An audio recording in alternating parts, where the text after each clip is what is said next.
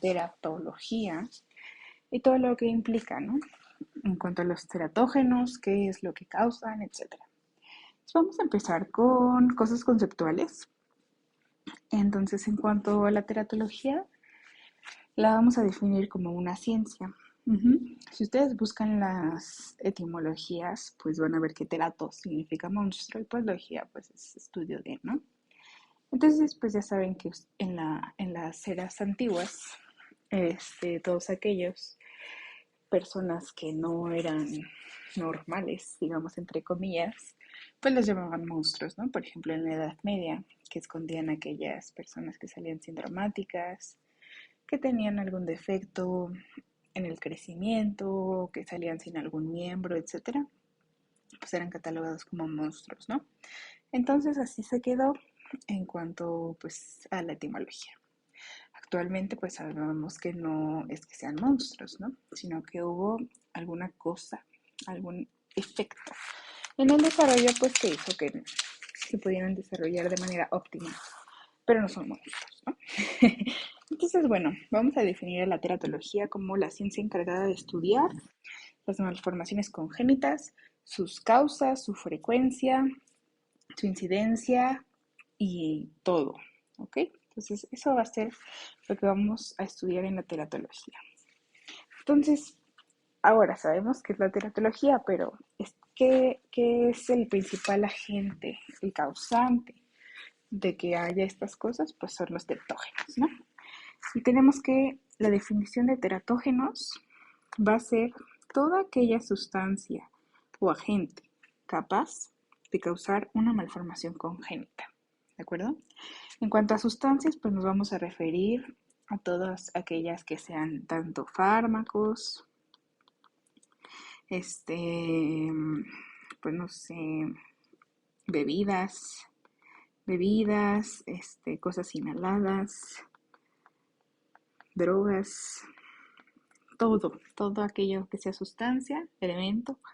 Y en agentes nos vamos a referir a aquellas cosas biológicas que tenemos como microorganismos,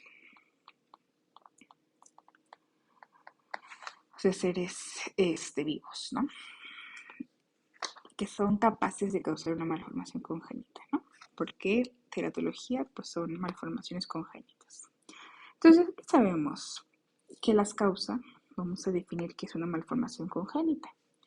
Y entonces, esta va a ser una alteración anatómica, que es lo más frecuente de cómo podemos nosotros diferenciar anatómica durante la etapa embrionaria, que acuérdense que la etapa embrionaria tiene el periodo de organogénesis, que es cuando se forman todos los aparatos y sistemas. Entonces, si algo falla ahí, si algo llega, alguna sustancia, algún agente llega y hace que, por ejemplo, la interacción de epitelio-mesénquima, que no haya una correcta expresión genética, pues nos va a causar una malformación congénita, ¿no?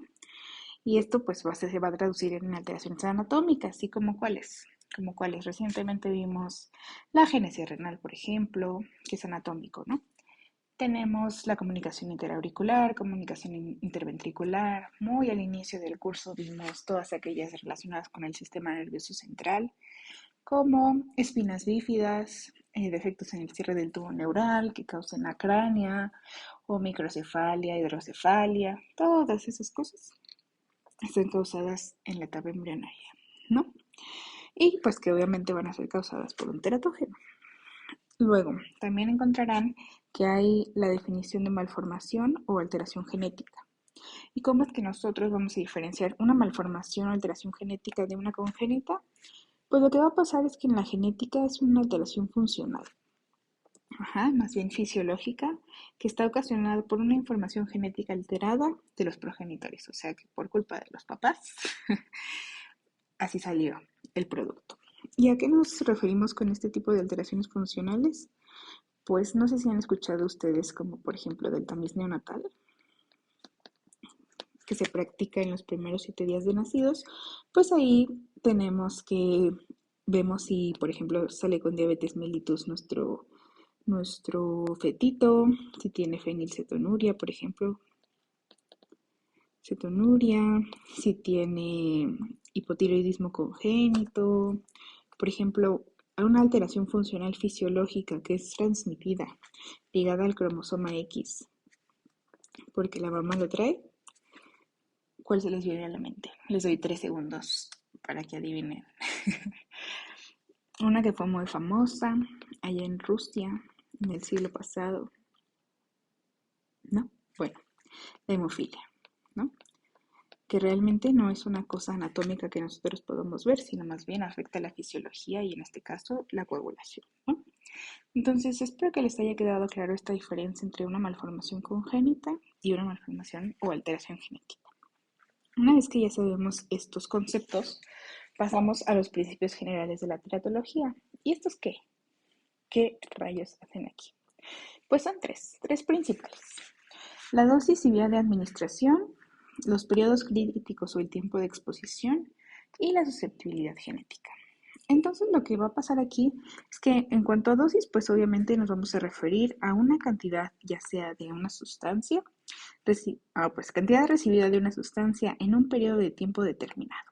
O sea, no es lo mismo que la mamá tome, no sé, una aspirina en todo el embarazo a que durante todo el embarazo debe estar tomando aspirina, por ejemplo.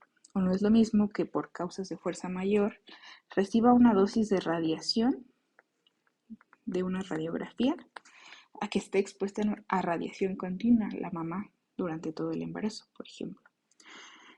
Ajá, eso, y en la vía de administración, pues tenemos que hay vías como subcutánea, intravenosa, intramuscular, vía tópica, hay vías inhaladas y pues también radiación, ¿no? Que ya lo veremos más adelante. Entonces, eso en cuanto a dosis y vías de administración. Ahora, el periodo crítico o el tiempo de exposición nos hace referencia a en qué etapa de la gestación se está recibiendo, por ejemplo, la dosis, ¿no? Que es lo mismo, no es lo mismo que tome una aspirina en un momento del embarazo, a que la tome durante todo el embarazo o a inicios del embarazo o en el segundo trimestre, ¿no? Entonces, eso es los periodos críticos. Y en estos periodos críticos tenemos tres. Ajá, el primero que es del periodo de fertilización hasta la implantación, donde aquí acuérdense que tenemos a las células que son totipotenciales, ¿no? Apenas se están diferenciando para lo que será en un futuro. Entonces aquí se aplica el principio de todo o nada. ¿Y qué quiere decir? Que si a todas les afecta, pues eso terminará en un aborto, ¿no? Por ejemplo. Pero si no les pasa nada, va a seguir su evolución normal y se va a poder implantar y nos va a dar un embrioncito contentillo, contentillo. Ajá, va a seguir todo normal. Entonces, por eso, o afecta a todas las células o no afecta a ninguna. Ujú. Ese es el primer periodo. El segundo periodo y el más crítico es la organogénesis. ¿Por qué? Porque aquí está la formación de todos los aparatos y sistemas, que es todo lo que hemos visto recientemente. Y aquí es donde está la máxima vulnerabilidad, porque apenas se están formando, ¿no? Y se están desarrollando los órganos y todo. Entonces, si aquí les digo, llega un teratógeno que afecte las interacciones, epitelio mesénquima, que altere la expresión genética, pues ya, este, embrión triste, embrioncito triste, ¿ok? Y finalmente tenemos la tercera, que es en la etapa fetal, donde acuérdense que en la etapa fetal únicamente se dedica a crecer. Entonces, todas las alteraciones que va a haber en este periodo serán en cuanto a la maduración de los aparatos y sistemas y en cuanto a su funcionalidad. Entonces, si les llegan a preguntar cuál es el periodo más crítico, pues es la organogénesis. Y acuérdense que va desde la cuarta a la octava semana. Tercera y cuarta, ¿no? Más bien cuarta a la octava semana. Y el tercer principio es la susceptibilidad genética. ¿Qué quiere decir? Que va a depender mucho de si los papás son sanos. Por ejemplo, no es lo mismo que se conciba un producto de unos papás sanos que tuvieron control prenatal a que los papás de ese producto sean dos drogadictos, ¿no? No va a ser lo mismo, no va a tener, va a ser más propenso a que factores externos lo puedan afectar, ¿no? Y pues obviamente, sobre todo la madre, ¿no? Porque es la que va a tener el producto, la que va a gestar. Entonces, aquí es donde nos tenemos que preguntar, ¿la mamá es sana? Si es sana, pues vamos de gane, ¿no? Pero ¿qué tal si tenemos una madre que tiene diabetes mellitus, a lo mejor una madre hipertensa, alguna mamá que tenga hipertiroidismo o hipotiroidismo, que tenga algún trastorno autoinmune? Entonces, todo eso es la susceptibilidad genética, que tanto él viene predispuesto a que le pasen cosas y también factores maternos que también van a influir en qué tan buenas condiciones está propiciando su desarrollo. Esto es lo general de la teratología. Y como segunda parte, antes de ya entrar de lleno a los teratógenos, aquí les puse por si ustedes dudan en algún momento con qué frecuencia, si les preguntan así como, este, ¿qué alteraciones puede dar la radiación? Ustedes piensan de inmediato y dicen, pues, ¿cuál pondré? Entonces aquí está por frecuencia la de malformaciones congénitas por aparatos y sistemas. Tenemos cuatro principales. La primera son alteraciones en el sistema nervioso central. Entonces, si les preguntan, ustedes van a poner espina bífida, acrania, microcefalia, ¿qué más? Anencefalia, o en menor de los casos, déficit intelectual, retraso mental, algo así, ¿no? Si en segundo lugar tenemos alteraciones cardíacas del sistema cardiovascular, en cuyas principalmente está la comunicación interauricular, comunicación interventricular, coartación aórtica, transposición de grandes vasos, tetralogía de Fallot, la que ustedes quieran poner, estenosis de la arteria pulmonar, persistencia del conducto arterioso, cualquiera que se les ocurra, ustedes la pueden poner. En cuanto a la tercera, en frecuencia, es en afectaciones en el sistema renal. Y aquí, ¿qué vamos a tener? Pues ya sea agenesia renal bilateral o unilateral, podemos tener ectopia renal, riñones en herradura, riñón en torta, duplicación ureteral, etcétera, ¿no? Doble sistema colector, por ejemplo, muchas cosas. Pero este es en el orden en que se ven descritas, ¿no? Y finalmente la cuarta son los miembros. Y en este caso, pues vamos a tener pacientes con amelia, con sirenomelia, puede ser sindactilia, polidactilia, etcétera. Lo que se les llegue a ocurrir, pero siempre tengan muy en cuenta este orden. En cuanto al que primero se afecta el sistema nervioso central, es el que con mayor frecuencia se afecta. En segundo, cardiovascular, tercero, renal y cuarto, miembros. ¿De acuerdo?